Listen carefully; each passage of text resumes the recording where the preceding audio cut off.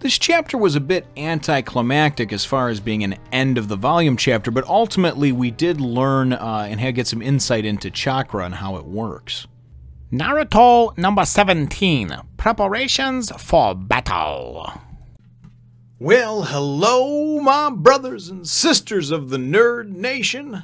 I, as always, am Jim, and I'm here to bring you another chapter review, the last one in Volume 2, that kind of rhymes, in the awesome and tantalizing and kind of really just very surprisingly deep tale of Naruto.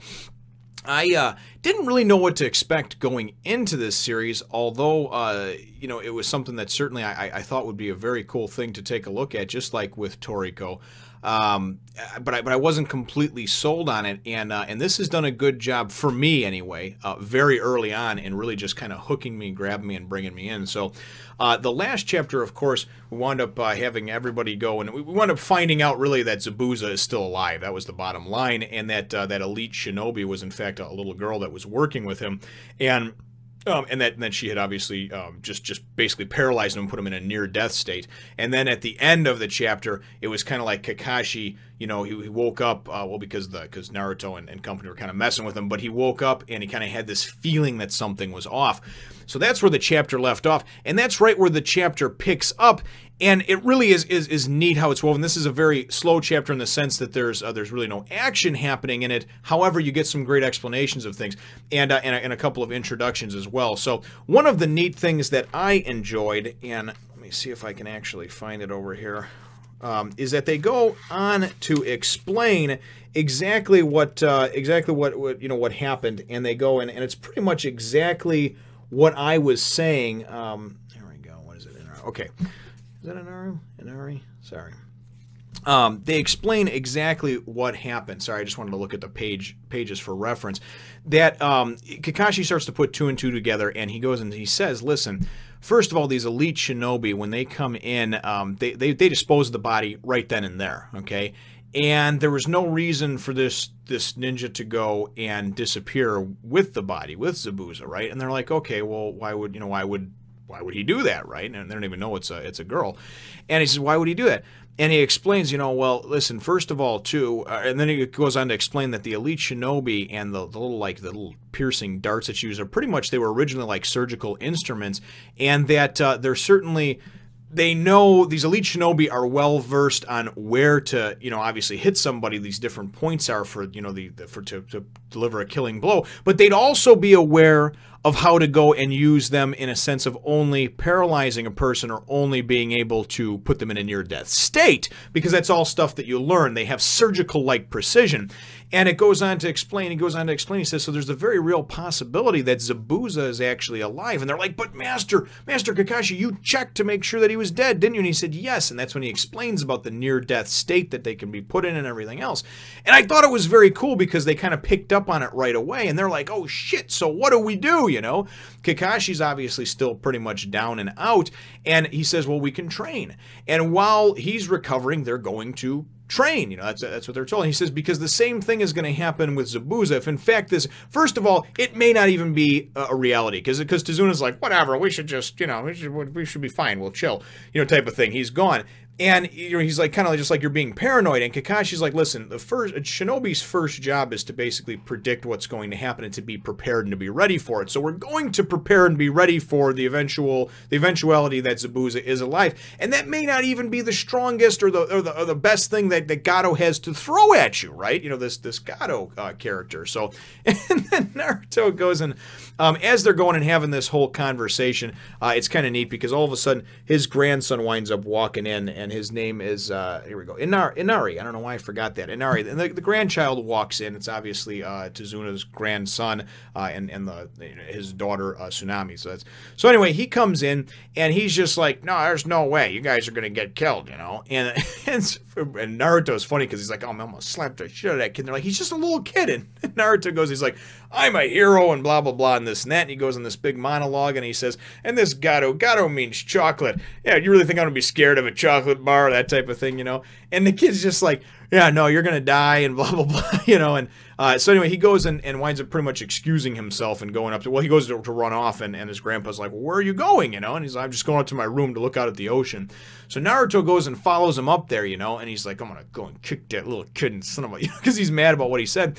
And he winds up hearing him sobbing, crying through the door. And you can see that the child is really broken up because of the loss of a parent. We've been introduced to his mother, of course, in Tsunami, but not his father. And we find out why, kind of why. We can infer why. He's looking at a picture. There's tears running down onto the picture, and it's his father, and he's crying. So I can only assume that his father was killed somehow or another, obviously, since this Gado and his people moved in a year ago and started kind of trying to take over the area, the land there.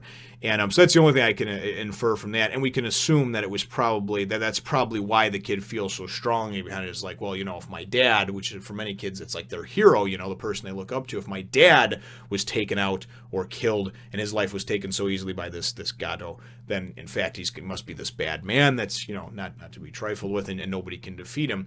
And you can't blame the kid either, you know, he's 5, 6, 7 years old, I guess. So anyway, Kakashi winds up explaining that if this actually does in fact it did in fact happen with Zabuza, to get back to that it'll take him a while to recover as well. So it isn't like they're just going to come after him right away. So it's like, it's okay, we got a little bit of time. So they're going to go and train, which I thought was cool. And the chapter winds up going, and shortly after that they go and wrap up. They go and they're out there, and they basically they're sitting out there, and they're going to start training. And he explains to them about Kakashi goes and says about their chakra, right? And it's kind of cool because Naruto has no idea what's going on, and he's just like, "Really? What the hell? Did you sleep through all your classes?" And Naruto's like, "It'd be nicer if you said that I wound up getting really good nap time in, you know?" It's all how you look at things, right? It's all about perspective. So anyway, so then Sakura goes, and he asks Sakura to go and give the actual textbook explanation of what's going on. So I will go and I'll kind of move over to the side over here and let it be explained for what it is, and be back in a moment. Fine, but just this time. Beautiful young girl Sakura's lesson on chakra. Simply put, chakra is the energy a shinobi needs when performing a jutsu. That energy has two parts: the body energy that is in each of the billions of your cells, and the spiritual energy gained through training and other experiences. These two parts are combined. Boom, knowledge. So anyways, obviously now we have a little bit of a better idea of chakra and how it's actually used in this energy. And it's explained by Kakashi that, that it's something that you really do have to learn to master, that they don't have it mastered at all, but that you have to, because if you wind up using it in the wrong sense, you kind of blow your load, so to speak, and then it'll only have half the intensity of it, and then you won't be able to actually participate in like a prolonged, drawn-out fight. You have to learn how to control it. It's like anything. It's the stamina portion of it, you know. A boxer, anybody can come out and can fight really hard for the first round, but try going 10 or 12 rounds, whole different story, you know what I mean? It requires a lot of stamina and energy that has to be built up over time. So it's very similar in this fashion, and that's why they're going to train. And it's kind of, I enjoy how the whole thing goes out, because after he explains this all, and Naruto's kind of finally just like, all right, well, whatever. Can you, he's like, that's fine, whatever. Can you just teach my, here he goes, I don't do so well with long explanations, but if you could just show me, my body can learn, you know? And then Sasuke's just like, Naruto's right. We all already employ the art of, the ninja arts and techniques. And then he's just, Kakashi's like, no, wrong-o. And that's when he explains to him about obviously everything that you have to have as far as the stamina and being able to kind of pull on that energy, and but not expelling too much of it too, you know. So you have to obviously build up stamina through training. And it's very kind of cool because the end of it, he just says, and they're just like, well, so how are we going to be able to do this after the long explanation? He's just like, how? We climb trees. And that's that. To be continued in volume 3. So I guess we're going to climb trees in the interim, you know. All in all, though, a very fun chapter. A great way to kind of wind down the second volume over here. And certainly we had some explosive action in several of the chapters in the interim and all the way up until almost the end. Some real cool plot twists. And I guess my chapter question is really going to be, what are your thoughts on chakra and what we've been, at least how it's been explained so far, how it was explained thus thus far from of course Sakura, and then a little bit as well from Kakashi. What are your thoughts on Chakra? And obviously, it's it being a paramount thing to master, in the arts. And if you ever want to actually be a formidable opponent, this is certainly something that Kakashi is stressing is very, very important to learn. So what are your thoughts on Chakra, brothers and sisters, in the comments down below? Feel free to hit the thumbs up, the like button if you should think that I deserve it, and subscribe if you haven't done so already. We'll look forward to catching all of yous in the next one, Nation. Well, if you like Titans, I encourage you to go on over to my Facebook and Instagram page to see more.